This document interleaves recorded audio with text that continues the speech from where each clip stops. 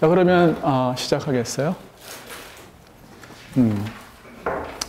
그래서 처음에 우리는 아주 기본적인 것부터 시작을 해요. 우리는 물리를 왜 공부를 하느냐? 물리학이란 무엇이냐?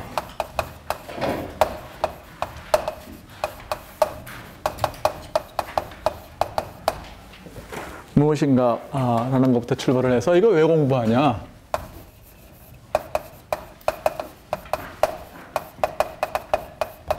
뭐 이런 내용을 좀 이야기를 한 다음에 하기로 하죠. 그래서 이제 물리가 뭐냐고 이제 물으면 뭐라고 답할 거예요? 만물의 이치다. 정답이네요. 만물의 이치입니다. 그래서 실제로 그 만물이라는 말을 갖다 실감나게 이야기하기 위해서 이렇게 하면 좋아요. 경제학 그러면 대상이 뭔가요? 네. 경제죠. 생물학 같으면 생물이에요. 그렇죠? 근데 물리의 대상은 뭐냐? 자연. 아닌 게 있냐 이거예요. 이게 만물이죠.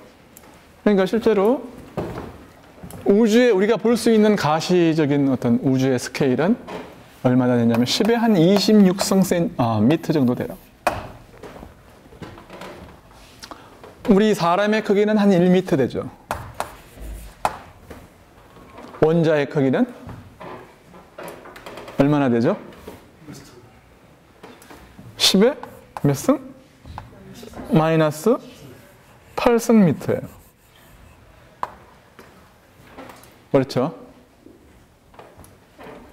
핵의 크기는요.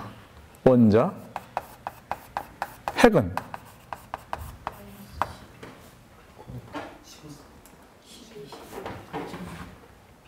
가만있어 봐. 이게 뭐 미터네요. 이게 10승이에요. 미터는 10승이죠. 10의 마이너스 8승 센티미터. 소리.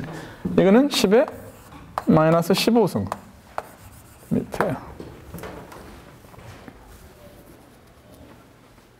근데 또 우리는 소위 말하는 플랑크 스케일이라는 게 있는데 이거는 뭐랄까 중력이 양자역학적으로 중요해지는 그 스케일이에요. 이게 한 10의 마이너스 33승 센티미터, 그러니까 마이너스 35승 미터. 그 다음에 이게 태양계의 크기는 얼마나 되나요?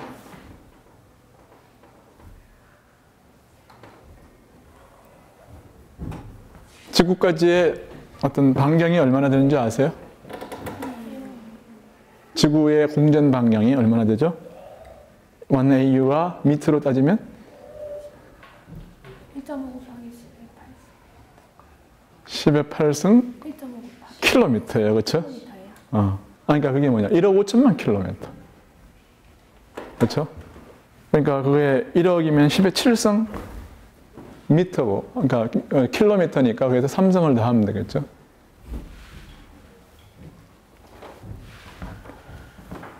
(1억 5천만이면) 태양계의 크기가 1AU가 아스트로노미컬 유닛이 이걸 뭐라 그러지? 원자의 크기를 앵구스럼. 중요한 데는 다 이게 이름이 있는 거예요. 이건 뭐라 그래요? 아는 사람. 원페르미요. 원페르미요. 이거는 그냥 플랑크 스케일이라고 그래요. LP라고 부릅니다. 1미터는 우리가 보통 알고 있는 거시 스케일이에요. 그런 식으로. 그 다음에 여기가 뭐냐면 몰레큘도 이 정도 스케일이에요. 그리고 자연계에 몇 가지 굉장히 펀더멘털한 포스가 있고, 그 다음에 우리가 일상생활에서 쓰는 그 여러 가지 종류의 힘들이 있어요. 그건 뭐 사장하면서 다시 이야기를 하겠지만, 대개의 어떤 그 현상이라고 하는 것은 소위 말하는 전자기라고 하는 것이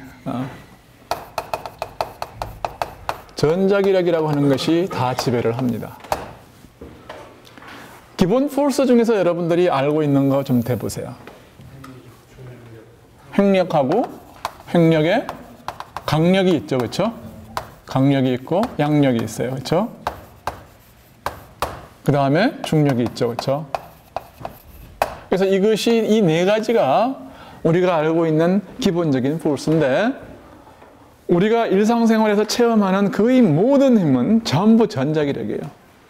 중력이라고 하는 것은 실제로 어떻게 보면 물리를 우리가 배우기 전에는 그게 도미넌트한 포스 같지만 전자기력, 그러니까 이 전기자력자기, 전자기력에 비해서는 중력은 너무너무 작아요. 이게 그 힘의 크기에 비가 한 10에 한 40승배 돼요. 요거는 요거의 마이너스 40승배밖에 안 돼요. 그러니까 예를 들어서 한 개의 프로톤하고 한 개 프로톤 사이 혹은 엘렉트론과 프로톤 사이에 어떤 그 작용하는 전자기력이 있고 중력이 있겠죠. 만유인력은 모든 것에 다 작용하니까. 그러면은 그 전자기력 같은 물체에 대해서 그렇죠? 주어진 프로톤과 엘렉트론 사이에 작용하는 여러분은 그 매스를 다 알고 있으니까 여기 프로톤하고 여기 엘렉트론이 있으면 이 사이에 전기적인 힘 F of E와 F of G 중력을 다 계산할 수가 있어요. 그렇죠? 이 B가 얼마가 되느냐 하면 이 정도 되는 거예요. 10의 40승배가 되는 거예요. 대충. 그렇기 때문에 대부분 어떤 현상을 일으키는 포스는 전부 전자기력이에요. 예를 들어서 내가 분필을 들고 있는 이 힘, 근육 이것도 사실 따지고 보면 전부 전자기력이 작용을 해가지고서 나타나는 현상이고 여러분이 잘 알고 있는 마찰, 그 다음에 또 뭐 줄의 장력 이런 거 전부 우리가 알고 있는 물체를 지탱하는 힘, 왜 물체가 딱딱하잖아요. 치면 왜 안 들어갈까 뭐 이런 거 전부 다 근원은 어디냐 하면은 이 전자기력이에요.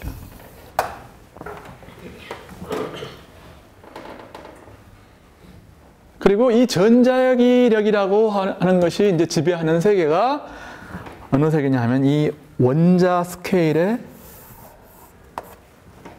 피직스를 얘가 지배를 해요.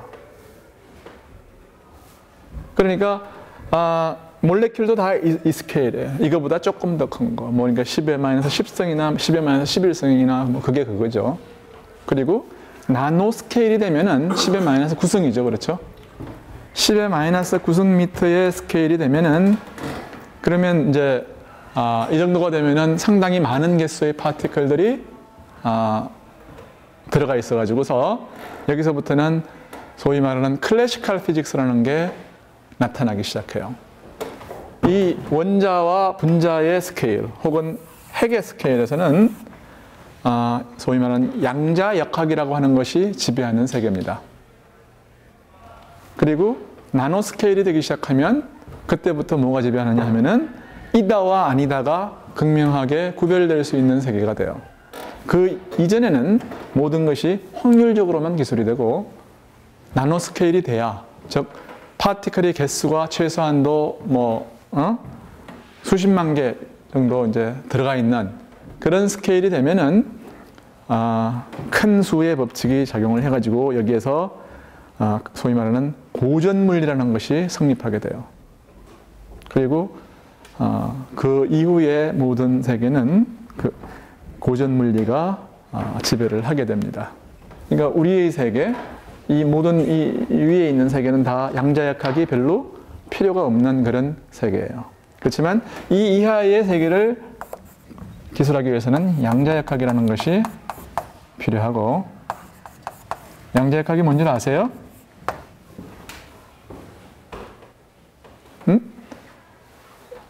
고등학교 때 뭐라고 배웠어요? 뭐라고 배웠어요? 특정 물리량이 어떤 단위의 정수배로만 존재하는데. 그런 게 이제 양자 현상인데요. 그것을 일으키는 어떤 그 원인이 있어요. 그 원인이 뭔지 아는 사람? 예를 들어서 여러분들 그 빛이라고 하는 것의 성질이 뭐 몇 배, 뉴턴은 뭐라고 그랬습니까? 파티클이다. 호이겐스는 파동. 그래가지고 싸워서 결국 누가 이겼어요? 둘 다. 아, 그래요. 너무 많이 하네.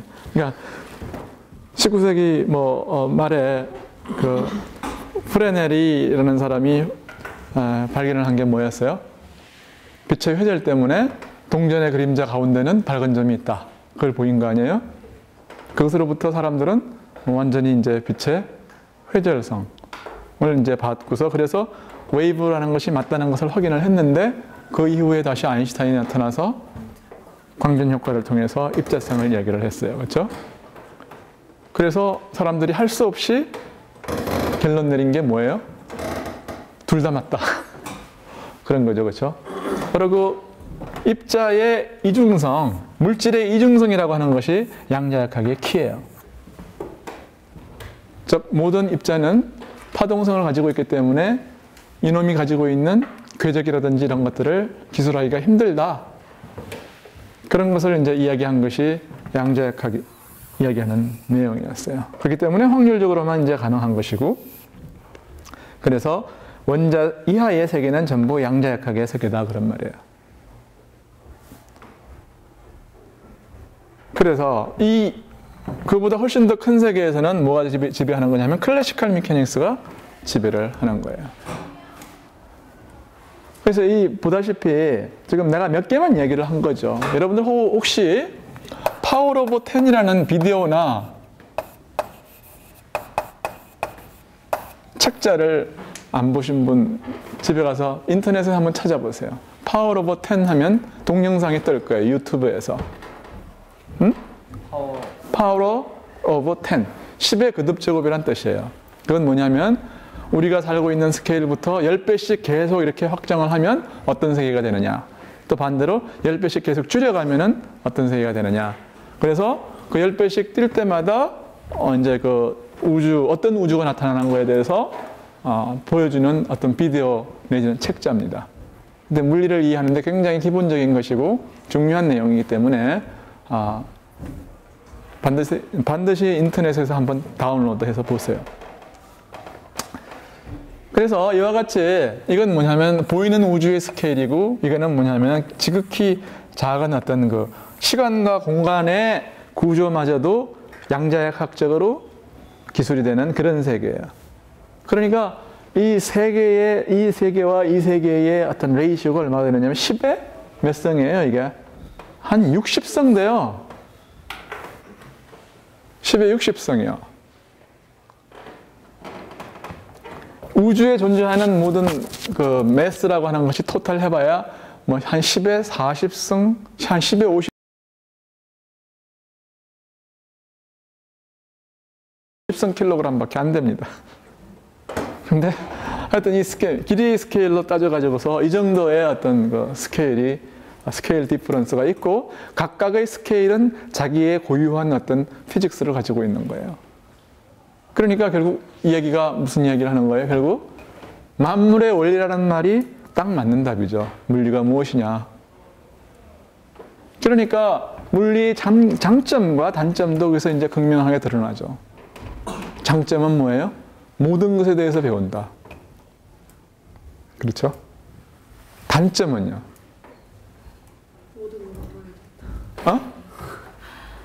모든 걸 알아야 한다. 모든 것을 알아야 한다. 정답이네요. 근데 그 이외에도 현실적인 단점도 있어요. 그게 뭐냐면은 어떤 것에 대해서도 뭐예요? 깊게 안 배우는 거예요. 원리만 배우니까. 그러니까 예를 들어서 물리 시간에 배운 거 가지고 뭔가 자동차를 만들어낼 수 있느냐? 안 돼요. 밥을 할 수 있냐? 밥도 못 합니다. 근데 무엇에 쓰냐? 무엇에 쓰느냐 하면은 남하고 이제 비교를 해가지고 둘 다 한 번도 안 해봤다. 그러면은 원리를 아는 사람이 먼저 해요. 그리고 어떤 대상을 갖다 줘도 모델을 만들고 풀 수 있는 능력이 생겨요. 예를 들어서 굉장히 그 수학적인 물리를 많이 하고 박사과정을 받으면은 공장에서는 안 데려가요. 왜냐하면 쓸데없으니까요. 근데 데려가는 데가 있는데 이게 어디냐 하면은 금융시장이에요. 예를 들어서. 왜냐하면 금융시장에서 일어나는 일은 너무나도 복잡한 모든 팩터들이 다 들어가거든요. 정치적인 팩터, 경제적인 팩터, 뭐 인적인 팩터. 모든 것이 다 들어가는 거기 때문에 너무 복잡해요. 그러니까 그렇게 복잡한 시스템을 아무도 이해를 못 하거든요.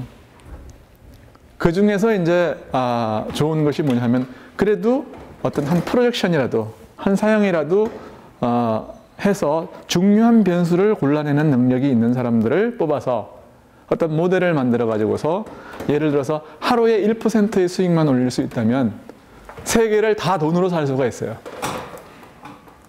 하루에 1%만 만약 이익을 얻을 수 있으면. 그러니까 1% 수익이라는 것은 뭐 너무 높은 수익이죠. 그러니까 금융시장에서 하이 퀄리티의 브레인들을 데려가요. 그러니까 또 이제 요새는 데려가는 데가 있는데 그게 어디냐 하면은 세계의 탑 클래스의 어떤 그 회사들이에요. 그러니까 뭐 중소기업이라든지 이런 데서는 물리학자를 데려가서 써먹기에는 너무 안 되고요. 예를 들어서 뭐 애플이나 구글이나 혹은 뭐 삼성 같은 데면 물리학자가 많아요. 하면은 예를 들어서 뭐 삼성의 뭐 지금 삼성 모바일의 뭐 사장이 된 사람도 물리학자 출신이에요.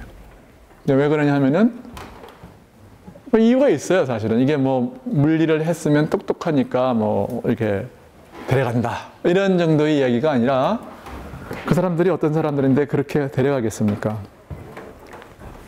데려가는 이유가 있어요. 이게 뭐냐면 어떤 제품의 사이클이 너무나도 짧아요. 예를 들어서 지금은 아이폰 예를 들어서 4 갖고 있는 사람들이 있을 텐데 내년에 가면 아이폰 5가 되고요. 그 다음에 후년에 가면 뭐가 되고 점점 그래서 새로운 모델을 이제 계속해서 내놓지 않으면 시장이 어떻게 세츄레이션 되는 거 아니에요. 그렇죠? 삼성이 어떤 굉장히 어떤 좋은 TV를 하나 만들었어요.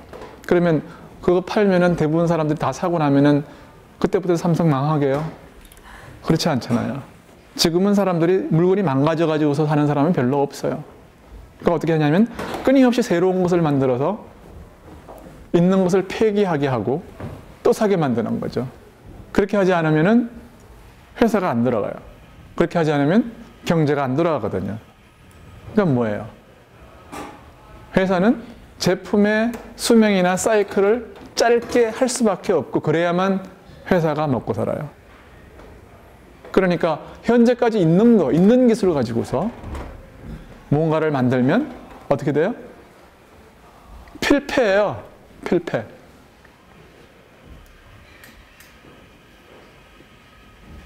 그러니까 삼성이나 애플이나 구글이나 이런 돈을 많이 축적해 가지고 있는 회사는 어떻게 해야 되느냐면 항상 10년 후에는 어떤 유행이 될 것이다. 이런 것들을 미리 계획을 합니다. 물론 앞에서 아이폰 뭐 예를 들어서 갤럭시 뭐 1이 나오면 그다음 2가 만드는 사람도 있죠. 1, 2년 주기로 일을 하는 사람도 있지만 삼성, 구글, 애플에는 10년을 바라보고서 모든 파시빌리티에 대해서 다 점검을 하는 거예요. 그래서 그 중에 하나가 맞아 떨어져야 회사가 성공을 하는 게 아니라 살아남을 수가 있어요.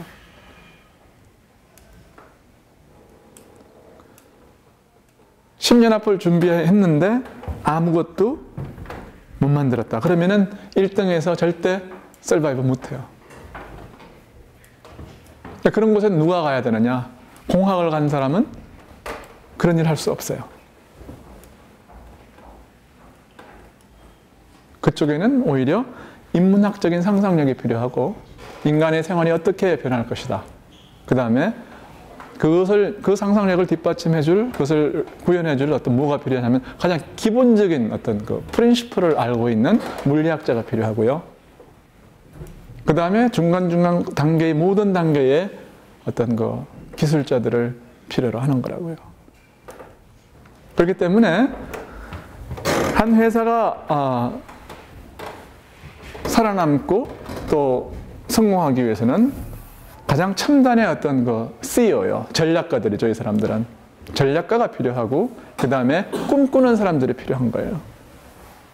그리고 새로운 원리를 가지고서, 그러니까 어떤 새로운 원리라기보다는 기본적인 원리를 완전히 장악하고 어떤 사람들이 그려내는 픽처를 현실화시키는 데에 어떤 중간 스텝을 만들어주는 사람들이 필요한 거예요. 그렇게 하는 데에, 다시 말해서 새로운 것을 만드는 데에 물리가 필요하다. 그런 얘기예요.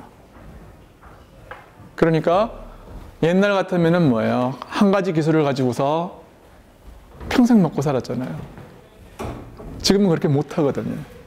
그러니까 여러분이 학교에서 뭘 배웠다 하더라도, 그렇죠? 아무리 첨단 공학과라는 이름을 갖다가 내세운 학과에 가도 그 학과에서 배운 건 여러분들이 사회에 나가면 아무짝에도 쓸모가 없어요. 이미 한물간 기술이에요.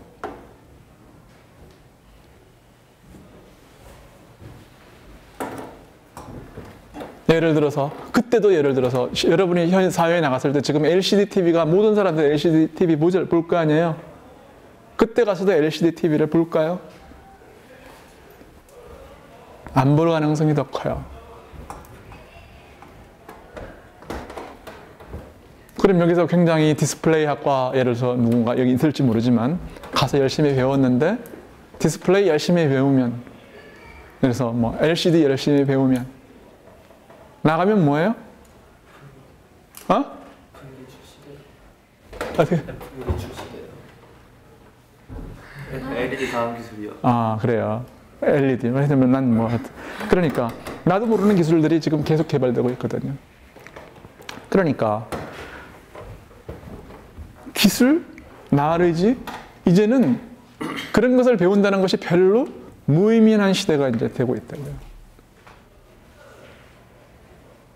그러니까 여러분이 배워야 되는 건 뭐예요? 배워야 되는 게 아니죠. 이제는 여러분의 능력을 키워야 되는 거예요. 뭘 시켜도, 뭘 요구해도 할 수 있는. 그런 거 하는데 제일 필요한 게 뭘까요? 브레인을 훈련시키는 거예요. 문제를 가지고, 어려운 문제를 가지고 자기 브레인을 트레이닝 시키는 거죠. 고등학교 때는 어떻게 돼요? 뭐, 여러분은 너무 이제 대개 학생들이 여유 없이 공부를 합니다. 30분 생각해서 답이 안 나오면 답을 봐야지. 안 그러면 뒤처질 거 아니에요. 딴 학생들은 예를 들어서 뭐 1000문제를 푸는데 나는 500문제밖에 못 풀면 그만큼 확률이 낮아진다고요. 그런 식의 공부는 더 이상 필요가 없는 거예요. 일단 대학에 들어오면 이 서툴하고 꼬이고 뭐 머리를 갖다가 굉장히 그렇게 쥐어박는 그런 종류의 고급 문제는 전혀 필요가 없어요. 여러분 앞에는 그냥 기본만 배워도 다 못 배울 만큼 너무나도 많은 나레지가 있다고요. 그러니까 여러분이 주력해야 되는 것은 기본적인 거예요. 그러니까 여러분은 공부를 일단 물리 공부를 열심히 해라. 그 다음에는 수학 공부 열심히 하세요. 나머지는 회사 가서 공부해도 안 늦어요. 그건 공과대학교 교수님들한테 물어보세요. 내 말이 맞나? 틀리나? 지금 대학교 3, 4학년에서 배우는 뭐 어떤 디스플레이 학교에서 뭐 배워봐야 나가면 꽝이에요. 그럼 뭘 보고 뽑냐? 학부 때 이런 거 해봤으니까 그래도 이걸 해본 애들이니까 다른 걸 시켜도 잘 할 거다. 그런 어떤 그 믿음에서 능력을 보고 뽑는 거죠. 여러분의 능력을 보고 뽑는 거죠. 혹은 디스플레이 학과에 예를 들어서 커트라인이 높으니까 얘들이 머리가 좋은 애들이다. 이거 보고 뽑는 거예요. 능력 보고 뽑는 거지 나레지를 보고 뽑는 게 아니란 말이에요. 여러분들이 CEO가 된다 한들 다른 초이스가 있겠는가 생각을 해보라고요. 그럼 실제로 어떤 사람이 머리가 뭐 타고난 능력은 할 수 없는 거예요. 못 바꾸는 거예요. 근데 어떻게 하면 자기 능력을 키울 수 있냐 하면 물리를 열심히 공부하고 수학 문제를 많이 푸는 사람이 머리가 좋아져요. 문제 해결 능력이 생긴다고요. 모델링을 할 수 있는 능력이 생기는 거죠. 그래서 그래서 이제 물리학이 무엇이냐 하면 만물의 원리다 그 말이에요. 장점은 모든 것에서 배우고 단점은 뭐예요?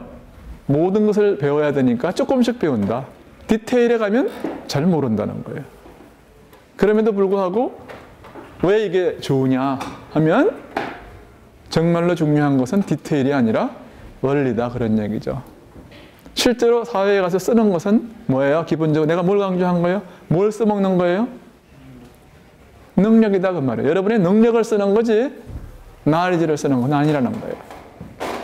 그래서 여러분들은 능력을 키우기 위해서 기본적인 공부를 많이 하라. 말이 돼요? 오케이. 그래서 물리학이란 무엇이고 왜 공부하는 데에 대한 얘기를 그 정도로 마치겠어요. 교과서에 이런 문제가 나와요. 보기 문제 1-4인가? 그런데 어떤 보기에는 물리하고 굉장히 관계없는 문제예요. 그건 내가 정확하게 기억을 못하기 때문에 이렇게 대충 낼게요.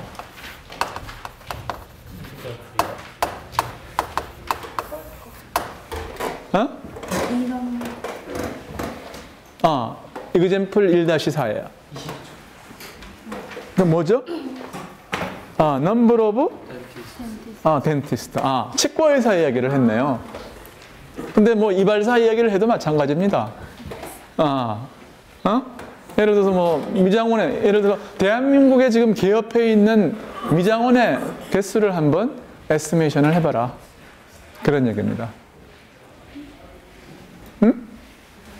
어떻게 접근하면 되겠는가? 그럼 뭔가 이제 답을 내려면 이퀘이션을 만들어야 되고, 이퀘이션은 뭐예요? 좌변 이퀄 우변인데 무엇과 무엇이 똑같은가? 그걸 찾아야 되는 거죠. 그래서 한 가지 사고의 방법, 내가 생각엔 여기에는 몇 가지 다른 어프로치가 있어요. 그 중에 하나의 이제 방법은 시간을 생각하는 거예요. 무슨 시간이냐 하면, 덴티스트가 상대하는 사람. 그러니까 덴티스트가 환자를 상대를 하면은 모든 환자가, 그렇죠? 보낸 시간수와 모든 덴티스트가 보낸 그 시간은 덴티스트가 앉아서 노는 시간이 없다고 가정을 한다 그러면은 대충 같겠죠. 놀아봐야 뭐 반 더 놀겠어요. 그렇죠? 지금 우리가 이야기하는 것은 소수점 이하 뭐 몇 자리 계산하는 그런 문제가 아니잖아요. 0의 개수가 맞으면 맞는 거예요. 그러니까 오드 오브 매그니튜드가 맞으면 맞는 거다. 그러면은 어떻게 셈하면 될까요? 일주일에 덴티스트가 이제 보내는 어떤 이발사면 이발사 몇 명이냐? 이걸 한번 셈을 해보죠. 혹은 덴티스트도 좋고요. 마찬가지 얘기예요. 그래서 일주일에 몇 시간 일할까? 대충 한 3-4시간? 3-40시간. 그렇죠? 하루에 8시간 하면은, 닷새 일하면은 5, 8이 40. 40시간 일한다고 해봐요. 40시간. 40시간 일하고. 그러면은, 이게 뭐예요? 이게 40시간 동안 한 사람이 이제, 예를 들어서 한 사람 보는데 얼마나 할까? 30분? 그럼 0.5. 한 사람 하는데 2분의 1 시간이 걸려요. 그러면 40시간 동안에 볼 수 있는 환자의 수는 몇 명인가요? 80명. 그러니까 40시간 하는 게 2분의 1 시간. 그러면 덴티스트 한 사람이 일주일당 예를 들어서 뭐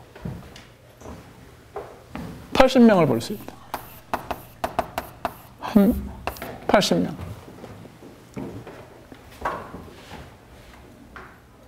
그러면은 그 다음에 또 이제 뭐라 그럴까요?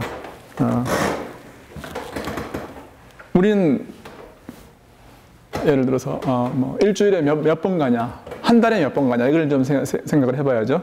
그러면 1년에 몇 번 갈까요?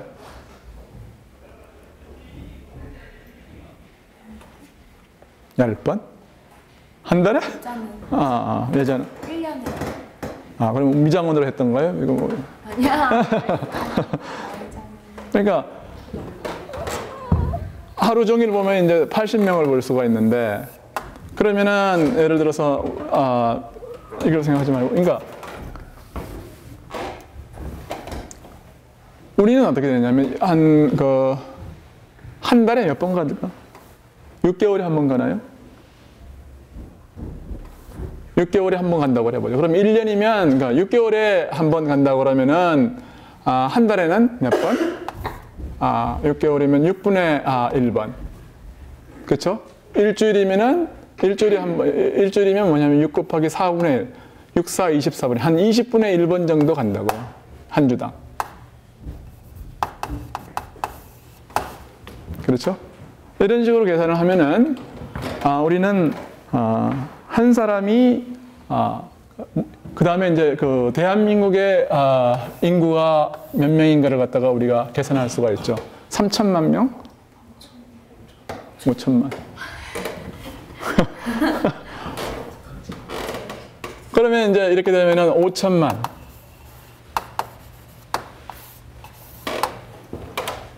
5천만 명이 일주일에 20분의 1번을 간다. 그러면은 5천만이면은 뭐냐면은 몇 번 가느냐 하는 것이 나타나는 거죠. 그러니까 2분의 1 시간을 갖다 이렇게 이제 안 하고 5천만 곱하기 예를 들어 한 번에 뭐냐면 2분의 1 시간. 이렇게 하면은 뭐냐면은 모든 사람이 보내는 뭐냐면은 일주일에 보내는 어떤 그러니까 시간 수가 그러니까 나올 거라고요. 그러면은 1인당에 40시간을 보낸다고 그러면은 몇 명의 덴티스트가 있을 거 X명이라고 그러면은 이것 곱하기 이거 한 것은 뭐냐면 덴티스트가 보내는 총 시간 수가 나올 것이고, 이렇게 하면 뭐예요? 이게 한 달인가요? 사실 일주일이죠. 그러니까 이게 일주일이면 맞는 거예요. 그러면은 이렇게 되면은 5천만 명이 예를 들어서 일주일에 20분의 1번을 가고, 그 다음에 한 번당 22분의 1시간이니까 이렇게 하면 뭐가 되는 거예요? 전 국민이 그러니까 일주일에 이 앞에서 보내는 총 시간 수가 나오는 거죠.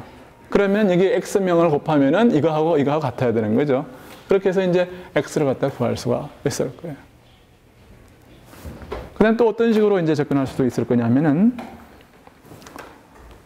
뭐, 경제적으로 접근할 수도 있어요. 예를 들어서, 덴티스트 한 명을 갖다가 먹여 살리기 위해서, 그렇죠. 필요한 사람 수를 구할 수 있죠. 한 달에 도대체가 우리가 뭐 몇 번을 가느냐. 그러면 예를 들어서 한 달에 우리가 예를 들어서 아까 뭐라 그랬습니까? 6개월에 한 번 간다고 하면 6분의 1번을 간다. 그렇죠? 그러면 한 번 가는데 얼마 내고 오냐? 그럼 얼마 내고 오냐? 한 만 원? 한 10,000원을 갖다 내고 온다. 10,000원. 그렇죠? 근데 한 달에 병원이 먹고 살려고 그러면 몇 사람이, 그러니까 얼마가 필요한가요?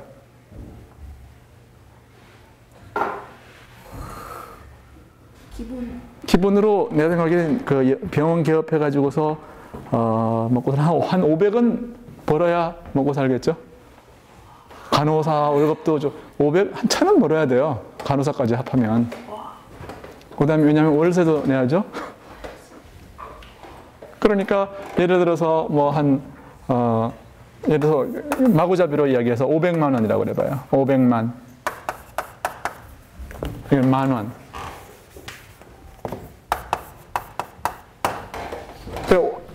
한 명을 먹여 살리기 위해서, 그러니까 이렇게 개업하는데 500만 원을 지급하기 위해서 여기다가 몇 명이 있으면, X명이 있으면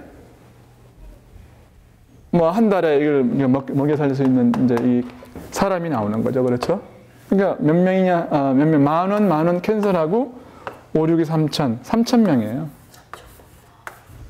그러니까 이게 10,000원이라는 수치가 잘못됐을 때는 10만 원이 될 수도 있는 거니까. 하여튼. 그래서 3,000명이 필요해. 그러니까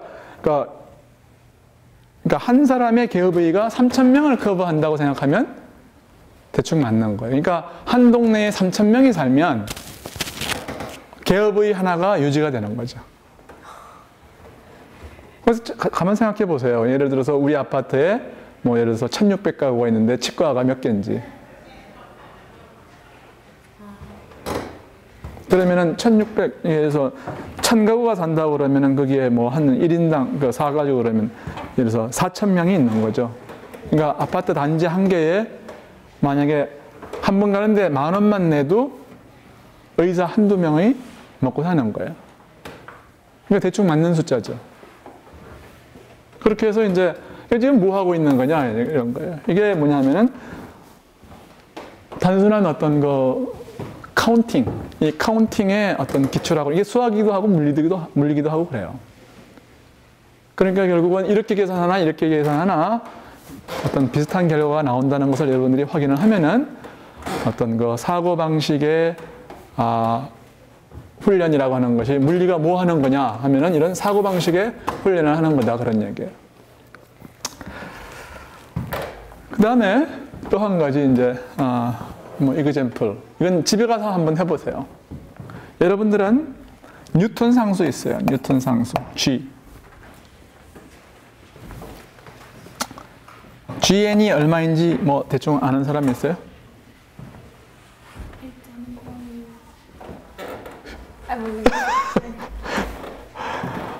이게 G가 얼마 교과서 보면 나와요. 이게 뭐 한 6.67 곱하기 10의 마이너스 한 11승? 뭐 MKS 단위계. 틀릴 수도 있어요, 내가. 대충 굉장히 작은 숫자예요. 그 다음에 H, 플랑크 숫자예요. 플랑크 상수. 이게 대충 얼마냐면 10에 마이너스 36승 정도 돼요. 정확한 숫자는 이것도 잘 몰라요. H바는 뭐예요? MKSC. H바는 H 나누기 2파예요. 그 다음에 하나 빛의 속도가 있어요. C는 얼마인가요? 야, 이건 다 알죠. 10에 8승? 3 곱하기 10의 8승 미터에 30만 킬로미터. 근데 이 세 개의 단위는 다 달라요.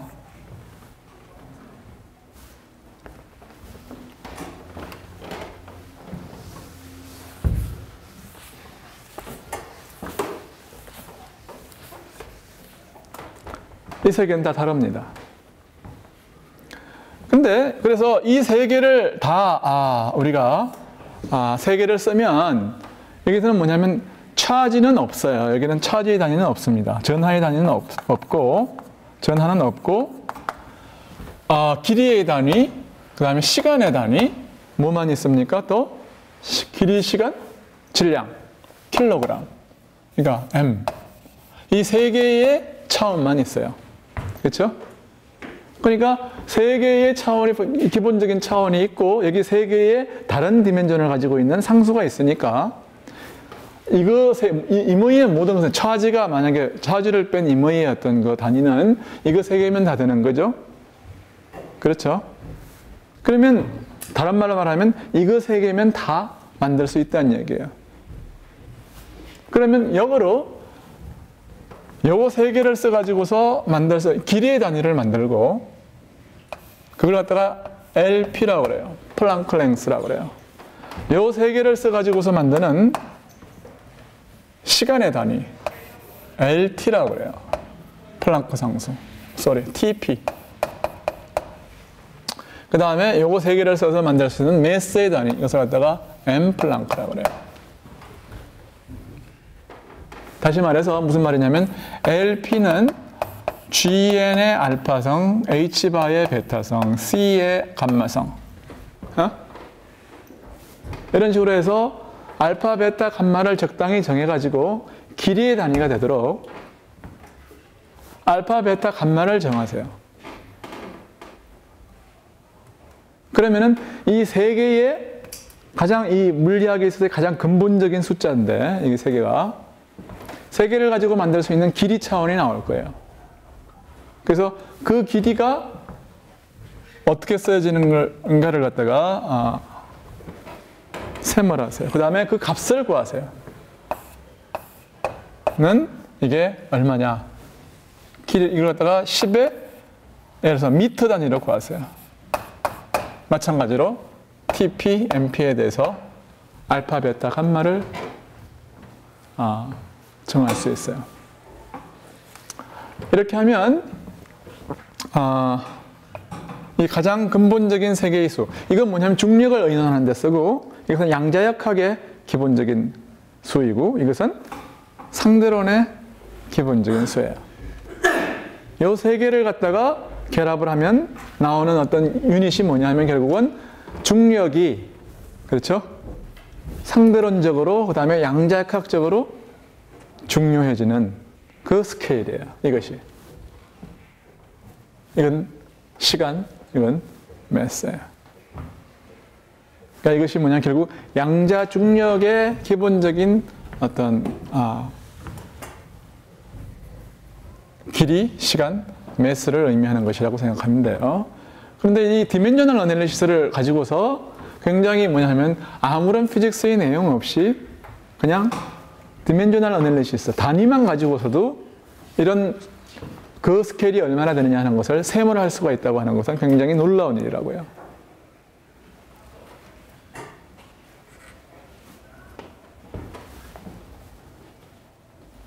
그래서 뭐 1장에서는 뭐 그 정도 하고요.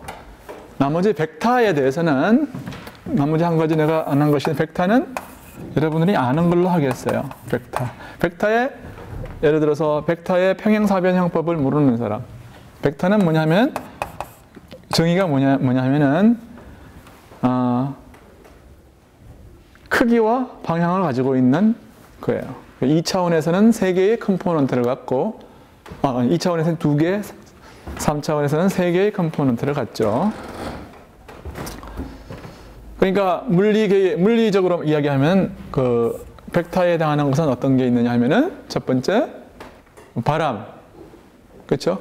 바람은 풍속과 풍향이 있잖아요. right? 그 다음에 또 뭐가 있어요? 뭐 전장이나 차장, 이런 장이 다 여기에 속하고, 또 뭐가 있나요? 뭐 힘, 또 뭐 속도, 다 이런 거예요. 그런 게 다 벡터예요. 그래서 벡터를 어떻게 더하느냐 하는 것은 평행사변형법에 의해서 더한다는 것을 여러분들이 리마인드를 하세요. 그래서 이것과 이놈의 벡터 A와 B의 합은 이렇게 평행사변형을 그리면은 이것이 A와 B의 합이다. 그런 거고요. 더 이상한 벡터에 대해서 이야기를 않겠어요.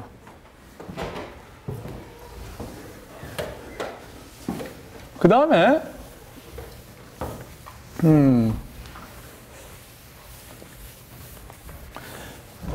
2장으로 가겠어요.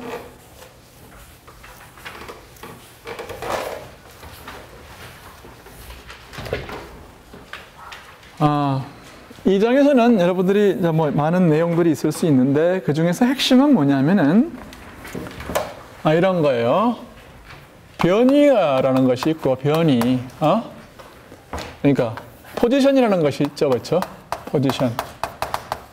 어떤 입자의 운동을 기술을 하기 위해서는 우리는 뭐가 필요하냐면은 각 매 순간에 있어서의 포지션과 그 포지션에서의 속도가 필요해요. 그래서 포지션은 원점을 정하고, 그 원점에서 여기까지의 어떤 그 원점이라는 점과, 이건 아무렇게나 정하는 거예요, 그렇죠? 그리고 한 점 P까지의 어떤 그 P가 있으면 원점과 좌표 평면을 잡고 이야기하는 게 제일 편하겠죠? 그래서 좌표 평면을 정하고, 포지션이라고 하는 것은 원점으로부터의 이 상대적인 위치예요. 오케이? 그래서 그걸 갖다가 2차원이라고 그러면 X와 Y에 의해서 우리가 표시를 하면은 위치 벡터는 X는 XP, X, Y 이렇게 표시를 할 수가 있고, 3차원이라고 그러면은 한 개 더 해서 G 이렇게 표시할 수가 있겠죠. 그 다음에 속도라고 하는 것은 어떻게 디파인 하느냐 하면은, 속도라고 하는 것은 V 벡터는 어떻게 디파인 합니까?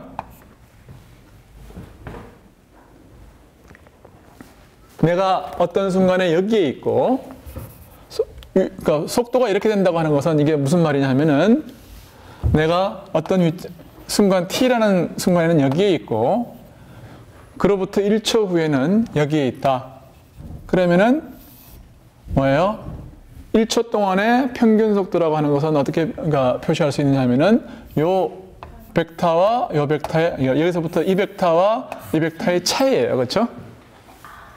그러니까 x의 t 플러스 델타 t라는 순간에 있어서의 위치가 여기고 이건 x의 이건 뭐예요?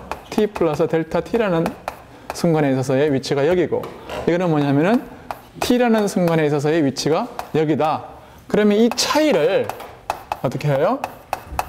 시간으로 나눠요. 델타 t. 그렇죠?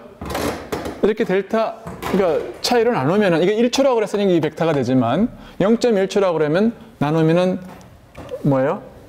100배 해주면 되는 10배를 해주면 되는 거죠. 그렇게 해서 속도 벡터를 갖다 이건 평균 속도의 개념입니다. 이것이 평균 속도의 개념인데 그러면 진정한 속도라고 하는 것은 뭐냐면은 이 델타 t가 0으로 갈 때의 리밋을 뭐라 그러냐면은 순간 속도라고 그러죠. 델타 t가 0으로 간다. 그것이 속도 벡터의 정의예요. 시각 t에 있어서의 정의다. 그러면은 이게 그래서 결국 이걸 뭐라 그럽니까? 이거를 t가 0으로 갈 때 이 리밋을 뭐라 그래요? 순간 속도 그러는데 수학적으로는 그렇죠. 이거를 dx, dt 이렇게 얘기를 해요. 이게 뭐예요? 미분이에요. 이 미분의 정의라고요. 그러니까 왜 뉴턴이 미분을 발견했는지 알겠죠? 기본적인 물리량이 미분의 개념이니까요. 속도라고 하는 것이 미분의 개념을 창출한 개념이에요. 마찬가지로 해서 가속도라고 하는 것은 뭐예요? 속도가 점점 늘고 있다 그러면은 한순간에서의 속도와 그 바로 후의 속도를 보고 그 차이가 뭐예요? 가속도가 되는 거죠. 그렇죠? 그 차이를 1초 동안의 어떤 그 차이 그러면은 이제 그것이 말하자면 평균 가속도인데 뭐라 그럴까요? 그걸 갖다가 델타 t를 0으로 가까이 가면은 즉 v of t 플러스 델타 t에서 v of t를 빼서 그러니까 속도의 변화량에서 델타 t를 0으로 가까이 가져가면 그것이 가속도가 되는 거다. 그런 얘기예요. 그러니까 여러분이 이제 이걸 1차원에서 얘기를 하면 어떻게 되는 겁니까? 위치가 이렇게 변하고 있다. 그러면은 이 뭐예요? 속도라고 하는 것은 뭐냐 하면 이게 x고 이게 t라고 그러면은 접선의 기울기가 이게 속도란 말, 순간 속도란 말이에요. 그렇죠? 그 다음에 다시 속도를 갖다가 시간으로 표시를 했을 때 속도마저도 변하고 있다 이런 식으로 그러면은 이 속도 곡선의 기울기가 그것이 가속도 벡터다 그 말이에요. 가속도다. 그래서 각 1차원에서는 각각의 뭐 x 컴포넌트, y 컴포넌트, g 컴포넌트가 다 뭐냐면 똑같이 디파인 될 수 있고 그래서 위치 그 다음에 속도 그 다음에 가속도 그런 것들이 다 꼬리에 꼬리를 물고 다 하나는 다른 하나의 미분으로 표시된다 그런 얘기예요. 그래서 이걸 데리버티브를 뉴턴을 따라서 뭐라고 쓰느냐 하면 뉴턴은 이거 귀찮다 이렇게 표시했어요. 그냥 x 도트. 우리도 그렇게 쓰겠어요. 도트는 미분을 표시하는 거예요. 그래서 뭐 y 도트 하면 뭔지 알겠죠, 그렇죠? y 방향에 이것은 뭐예요?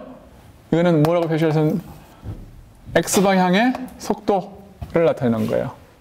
그 다음에 이거는 y 방향의 속도. 그래서 g 도트도 마찬가지고요. 그래서 v of g. 그 다음에 우리는 속력이라는 것도 있죠. 속력.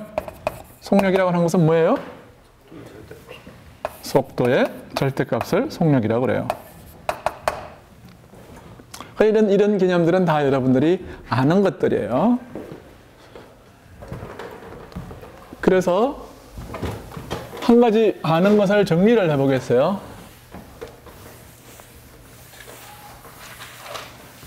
자연학화를 생각해보죠.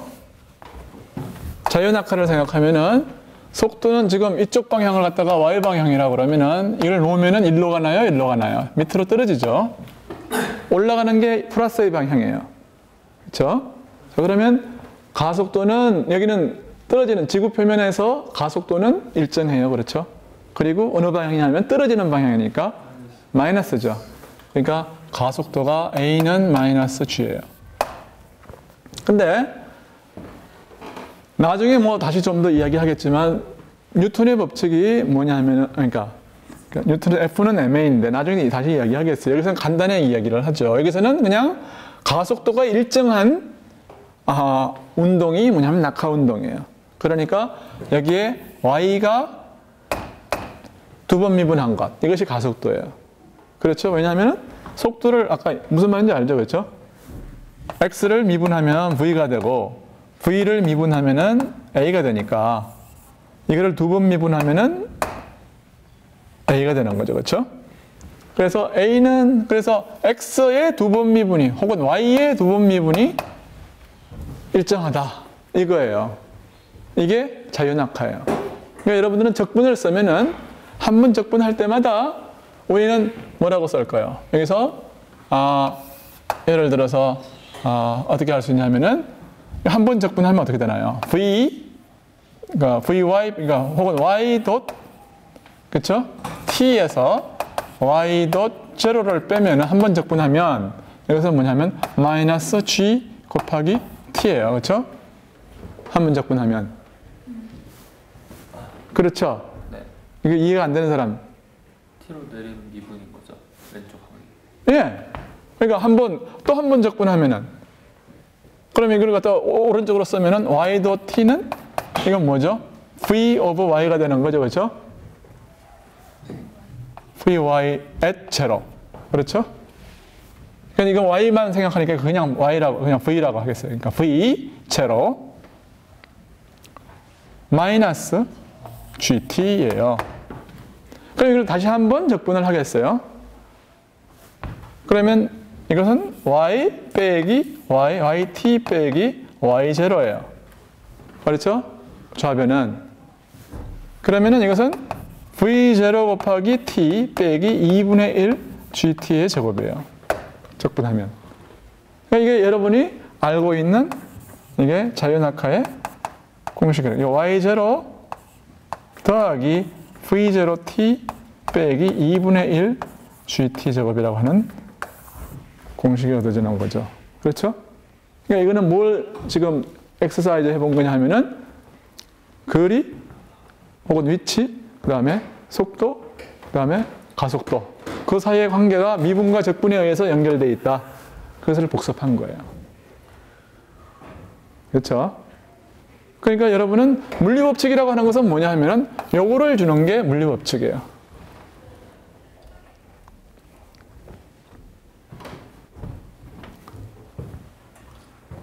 그리고 나면 수학이 모든 것을 다 해결해 주죠. 물론 여러분들이 물리를 전혀 모른다고 생각하면 이런 식으로 빨리 가르치면 안 되겠지만 이 정도는 다 안다는 걸로 생각을 해서